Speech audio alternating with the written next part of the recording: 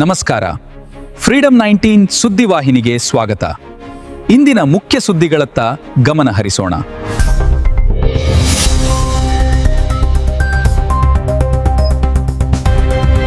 ನಮಸ್ಕಾರ, ನೀವು ನೋಡ್ತಾ ಇದ್ದೀರಾ ಫ್ರೀಡಂ 19 ನ್ಯೂಸ್ ಚಾನೆಲ್. ನಿಖರ ಮತ್ತು ಪರಿಶೀಲಿತ ನಿರಂತರ ಸುದ್ದಿಗಳನ್ನ ಜವಾಬ್ದಾರಿಯುತವಾಗಿ ತಲುಪಿಸುವಂತ ವಿಶ್ವಾಸಾರ್ಹ ಸುದ್ದಿ ವೇದಿಕೆ ಫ್ರೀಡಂ 19 ನ್ಯೂಸ್ ಚಾನೆಲ್ಗೆ ತಮಗೆಲ್ಲರಿಗೂ ಆತ್ಮೀಯವಾದಂತಹ ಸ್ವಾಗತ. ಬನ್ನಿ ಇವತ್ತಿನ ಸುದ್ದಿಗಳನ್ನ ನೋಡೋಣ.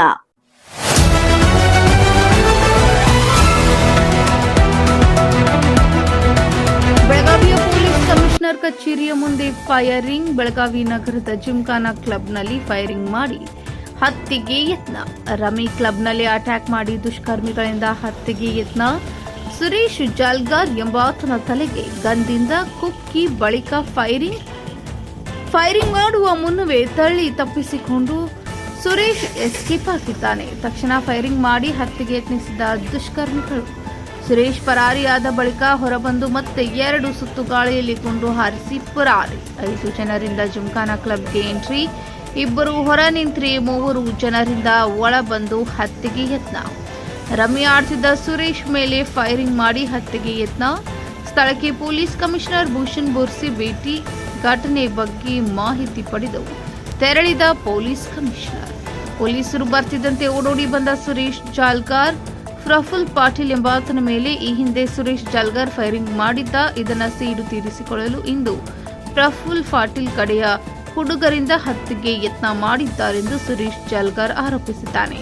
ಸುರೇಶ್ ನನ್ನ ಠಾಣೆಗೆ ಕರೆದುಕೊಂಡು ಹೋದ ಪೊಲೀಸರು. ಕ್ಯಾಂಪ್ ಪೊಲೀಸ್ ಠಾಣಾ ವ್ಯಾಪ್ತಿಯಲ್ಲಿ ಈ ಒಂದು ಘಟನೆ ನಡೆದಿದೆ. Gous Sanadi, freedom 19 news Belagavi.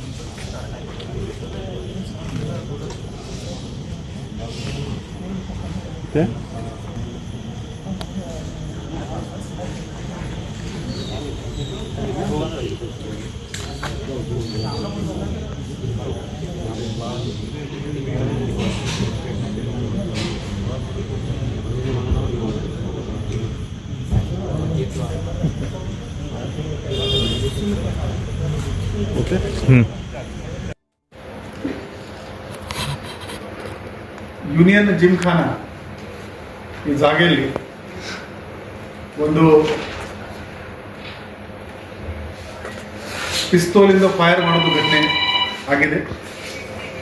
ಈ ವಿಚಾರದಲ್ಲಿ ಕ್ಯಾಂಪ್ ಪೊಲೀಸ್ ಠಾಣೆಯಲ್ಲಿ 2 ಪ್ರಕರಣ ನಾವು ದಾಖಲು ಮಾಡಿದ್ದೀವಿ. ಒಂದು ಪ್ರಕರಣದಲ್ಲಿ ಫಿರ್ಯಾದಿ ಸುರೇಶ್ ಜಾಲ್ಗಾರ್ ಅಂತ ಇದ್ದಾನೆ ಮತ್ತು ಆರೋಪಿ ಪ್ರಫುಲ್ ಪಾಟೀಲ್ ಮತ್ತು ಇತರರು ಅಂತ ಅವನು ದೂರು ನೀಡಿದ್ದಾನೆ. ಇದರಲ್ಲಿ ಅಟೆಂಪ್ಟ್ ಟು ಮರ್ಡರ್ ಮತ್ತು ಆರ್ಮ್ಸ್ ಆಕ್ಟ್ ನಲ್ಲಿ ನಾವು ಕೇಸ್ ತಗೊಂಡಿದ್ದೀವಿ. ಅದರ ಜೊತೆಗೆ ಅಲ್ಲಿ ಜಿಮ್ಖಾನಲ್ಲಿ ಇರೋ ಮ್ಯಾನೇಜರ್ ಕೂಡ ಈ ಜನ ಅಲ್ಲಿ ನಮ್ಮಲ್ಲಿ ಗಲಾಟೆ ಮಾಡಿದ್ದಾರೆ, ನಮ್ಮ ಪ್ರಾಪರ್ಟಿಗೆ ಡಿಸ್ಟ್ರಾಯ್ ಮಾಡಿದ್ದಾರೆ ಅಂತ ಅವರಿಂದ ಕೂಡ ಈ ಸುರೇಶ್ ಜಾಲ್ಗಾರ್, ರಾಜು ಕಡೋಲ್ಕರ್, ಇಮ್ರಾನ್ ಪಠಾಣ್, ಕುಂದನ್ ಗೆಲ್ಲೂಲ್ಕರ್ ಇವರ ಮೇಲೆ ನಾವೊಂದು ಕೇಸ್ ತಗೊಂಡಿದ್ದೀವಿ. ಇದು ಪ್ರಾಪರ್ಟಿ ಏನಿದೆ, ಇದು ಡಿಫೆನ್ಸ್ ಇಲಾಖೆದು ಪ್ರಾಪರ್ಟಿ. ಇದು ಲೀಸ್ ನಲ್ಲಿ ಯೂನಿಯನ್ ಜಿಮ್ಖಾನಾಗೆ ಕೊಟ್ಟಿದ್ದಾರೆ. ಲೀಸ್ ಪೀರಿಯಡ್ ಮುಗಿದಿದೆ, ಆದರೂ ಕೂಡ ಇವರು ಆಪರೇಟ್ ಮಾಡ್ತಾ ಇದ್ದಾರೆ. ಅಲ್ಲಿ ಅವರಿಗೆ ಕ್ಲಬ್ ನಡೆಸಲಿಕ್ಕೆ ಕೂಡ ಪರ್ಮಿಷನ್ ಇಲ್ಲ, ಆದರೂ ಕೂಡ ಇದು ಮಾಡಿದ್ದಾರೆ. ಇದರ ಮೇಲೆ ನಾವು ಮುಂದಿನ ಕಾನೂನಿತ ಕ್ರಮ ತಗೋತೀವಿ. ಹೋದ ವರ್ಷ ಜನವರಿ ತಿಂಗಳಲ್ಲಿ ಬೆಳಗಾವಿ ಗ್ರಾಮಾಂತರ ಲಿಮಿಟ್ನಲ್ಲಿ ಈ ಪ್ರಫುಲ್ ಪಾಟೀಲ್ ಮೇಲೆ ಒಂದು ಇದೇ ತರ ಒಂದು ಹಲ್ಲೆ ಆಗಿತ್ತು. ಅದರಲ್ಲಿ ಇವನು ಸುರೇಶ್ ಜಾಲ್ಗಾರ್ ಇವನು ಆರೋಪಿ ಇದ್ದ. ಈ ಹಳೆ ವೈಮನಸ್ಸಿನಿಂದನೇ ಈ ಘಟನೆ ಆಗಿದೆ ಅಂತ ಒಂದು ಪ್ರಿಲಿಮಿನರಿ ಎಸ್ಟಿಮೇಟ್ ಇದೆ. ಈಗಾಗಲೇ 2 ಸ್ಪೆಷಲ್ ತಂಡ ಇವರಿಗೆ ದಸ್ತಗಿರಿ ಮಾಡಲು ನಾವು ರಚನೆ ಮಾಡಿದ್ದೀವಿ.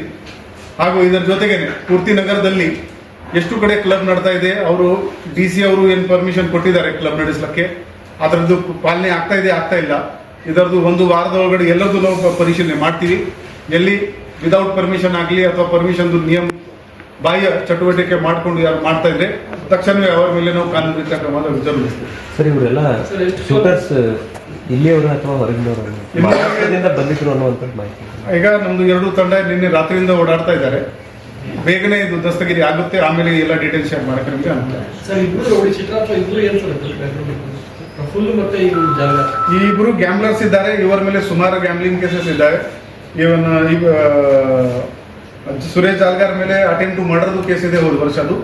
ಅವನ ಮೇಲೆ ಇನ್ನೂ 5 ಕೇಸಸ್ ಇದೆ. ಈ ಕಂಪ್ಲೇಂಟ್ ನಲ್ಲಿ ಯಾರು ವಿಕ್ಟಿಮ್ ಇದ್ದಾನೆ ಅವನ ಮೇಲೆ ಒಟ್ಟು 5 ಕೇಸಸ್ ಇದೆ. ರಾಬರಿ ಇದೆ, ಜೂಜ್ದು ಕೇಸ್ ಇದೆ.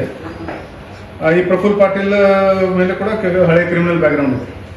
ಸೊ ಇದು ಎಲ್ಲ ನೋಡಿಕೊಂಡು ಬರುವ ದಿನಗಳಲ್ಲಿ ಇವರಿಗೆ ಗಡೀಪಾರ್ ಆಗಲಿ ಗುಂಡಾಯಕ್ ಆಗಲಿ ಅದರಲ್ಲಿ ಕೂಡ ನಾವು ಇವ್ರ ಮೇಲೆ ಕ್ರಮ ತಗೊಳ್ತೀವಿ. ಅಂತ ಆಂಟಿ ಸೋಷಿಯಲ್ ಎಲಿಮೆಂಟ್ ಬೆಳಗಾವಿ ಊರಲ್ಲಿ ನಮಗೆ ಬೇಕಾಗಿಲ್ಲ. ಇವರಿಗೆ ಹೊರಗಡೆನೂ ಕಳಿಸ್ತೀವಿ, ಜೈಲಲ್ಲಿ ಕಳಿಸ್ತೀವಿ. ಪದೇ ಪದೇ ಅವರು ಮಾಡೋ ಜೂಜಾಟನ ದಾಳಿ ಆದ್ರೂ ಕೂಡ ಬೇರೆ ಬೇರೆ ಕಡೆ ಎಲ್ಲ ಶಿಫ್ಟ್ ಮಾಡ್ಕೊಂತ ಹೋಗ್ತಾ ಇದಾರೆ ಸರ್. ಈಗ ಒಂದ್ ಕಡೆ ಸಿನ್ನೋಳಿ ಮಾಡ್ತಾರೆ, ಇಲ್ಲೇನಾದ್ರು ಟೈಟ್ ಆದ ಕೂಡಲೇ ಸ್ವಲ್ಪ ಮಹಾರಾಷ್ಟ್ರ ಬಾರ್ಡರ್ಗೆ ಹೋಗಿ ಮಾಡೋದು. ಈ ಪ್ರಫುಲ್ ಪಾಟೀಲ್ ಬರೀ ಗ್ಯಾಮ್ಲಿಂಗ್ ಅಷ್ಟೇ ಇಲ್ಲ ಸರ್, ಮಟಕ ಸದಕ್ಕೆ ಇವನು ಇದನ್ನ ಮಾಡ್ತಾನೆ ಅನ್ನುವಂಥದ್ದು ಈ ಹಿಂದೆ ಕೂಡ ಅವೆಲ್ಲ ಪರಿಶೀಲನೆ ಮಾಡ್ತೀವಿ. ಇಲ್ಲಿವರೆಗೆ ಏನಾಗ್ತಾ ಇದೆ, ನಾವು ಇವರ ಮೇಲೆ ಕರ್ನಾಟಕ ಪೊಲೀಸ್ ಆಕ್ಟ್ ಸೆಕ್ಷನ್ ಪ್ರಕಾರ ಕ್ರಮ ತಗೊಳ್ತೀವಿ. ಇವರು ಫೈನ್ ಪೇ ಮಾಡ್ತಾರೆ, ಅದರಲ್ಲಿ ಜಾಸ್ತಿ ಶಿಕ್ಷೆ ಆಗಲ್ಲ. ಇನ್ನು ಮುಂದೆ ಇವ್ರ ಮೇಲೆ ಆರ್ಗನೈಸ್ ಕ್ರೈಮ್ ಸೆಕ್ಷನ್ ಹಾಕೊಂಡು ಲಾಂಗ್ ಟರ್ಮ್ ಇವರಿಗೆ ಇಂಡಲ್ಗ ಕಳಿಸೋದು ಪ್ರೋಗ್ರಾಮ್ ಮಾಡ್ತೇವೆ. ಈ ಬಿಂದಾಸ್ ಆಗಿ 2 ಪಿಸ್ತೂಲ್ ಅನ್ನು ಹಿಡ್ಕೊಂಡು ಬಂದು ಅದರದ್ದು ಕೂಡ ಸೋರ್ಸ್ ಎಲ್ಲಿಂದ ತಗೊಂಡಿದ್ದಾರೆ, ಎಲ್ಲಿಂದ ಪರ್ಚೇಸ್ ಮಾಡಿದ್ರೆ ಅಲ್ಲಿವರೆಗೆ ನಾವು ಇನ್ವೆಸ್ಟಿಗೇಷನ್ ರೌಡಿ ಶೀಟ್ ಆಲ್ರೆಡಿ ಇರಬೇಕು ಇವರದ್ದು, ನಾವು ಚೆಕ್ ಮಾಡ್ತೀವಿ. ಮತ್ತು ಬಾಂಡರ್ ಕೂಡ ಮಾಡ್ತೀವಿ. ಅದು ಅವರಿಗೆ ಅರೆಸ್ಟ್ ಮಾಡಿದ ಮೇಲೆ ಗೊತ್ತಾಗುತ್ತೆ. ಸರ್ ಇವರು ಈ ರಾಜು ಕಡೋಲ್ಕರ್ ಆಗಿರ್ಬೋದು, ಪ್ರಫುಲ್ ಆಗಿರ್ಬೋದು, ಕೆಲವೊಂದಿಷ್ಟು ಈ ಎಲ್ಲೂರ್ ಕಡೆ ಭಯ್ಯ ಅಂತೇಳಿ ಒಬ್ಬ ಫೇಮಸ್ ಇದ್ದಾನೆ ಸರ್, ಅವನಾಗಿರ್ಬೋದು, ಇವರೆಲ್ಲರೂ ಕೂಡ ತಮ್ಮ ಏರಿಯಾ ಡಿವೈಡ್ ಮಾಡ್ಕೊಂಡು ಪ್ಲಾನ್ ಮಾಡ್ಕೊಂಡು ಗ್ಯಾಮ್ಲಿಂಗ್ ಆಡಿಸೋದು, ರಮ್ಮಿ ಅಂತೇಳಿ ಇದನ್ನ ಮಾಡ್ತಾರೆ, ಒಳಗಡೆ ಗ್ಯಾಮ್ಲಿಂಗ್ ಮಾಡಿಸ್ಕೊಳ್ಳೋದು, ಈ ತರ ಎಲ್ಲ ವ್ಯವಸ್ಥಿತವಾಗಿ ನಡೀತಾ ಇದೆ. ಸೊ ಆ ಠಾಣಾ ವ್ಯಾಪ್ತಿಯಲ್ಲಿ ಪೊಲೀಸರಿಗೆ ಗೊತ್ತಿದ್ರು ಕೂಡ ಕೆಲವೊಂದಿಷ್ಟು ಕಡೆ ಅವ್ರನ್ನ ಕಂಟ್ರೋಲ್ ಮಾಡಕ್ ಆಗ್ತಾ ಇಲ್ಲ ಅನ್ನುವಂಥದ್ದು. ಇಲ್ಲ, ಅದೇ ಹೇಳ್ತಾ ಇದೀನಿ. ಈಗ ನಾನು DC ಆಫೀಸ್ ಇಂದ ಲಿಸ್ಟ್ ತಗೋತಾ ಇದ್ದೀನಿ. ಎಲ್ಲಿ ಕಡೆ ಪರ್ಮಿಷನ್ ಇದೆ ಅವರದ್ದು ಕೂಡ ಪರಿಶೀಲನೆ ಮಾಡ್ತೀವಿ. ಪರ್ಮಿಷನ್ ಇಲ್ಲದ ಪ್ರಶ್ನೆನೇ ಇಲ್ಲ. ಈಗ ಬರೋ ದಿನಗಳಲ್ಲಿ ಇದು ಎಲ್ಲ ಈ ಗ್ಯಾಮ್ಲಿಂಗ್ ಮಟ್ಕ ಏನಿದೆ, ಆಲ್ರೆಡಿ ನಾವು ಹೋದ ವರ್ಷ ಎಷ್ಟು ಕೇಸ್ ಮಾಡಿದೀವಿ ಅದಕ್ಕಿಂತ ಜಾಸ್ತಿ ಕೇಸ್ ಆಲ್ರೆಡಿ ಬುಕ್ ಆಗಿದೆ. ಆದ್ರೂ ಕೂಡ ಪ್ರಮಾಣದಲ್ಲಿ ಇವರ ಮೇಲೆ ಕ್ರಮ ತಗೋದು ನಾವು ಇವಿಷ್ಟು ಈವರೆಗಿನ ಸಂಕ್ಷಿಪ್ತ ಸುದ್ದಿ. ನೋಡ್ತಾ ಇರಿ ಫ್ರೀಡಂ 19 ನ್ಯೂಸ್ ಚಾನೆಲ್. ಧನ್ಯವಾದಗಳು.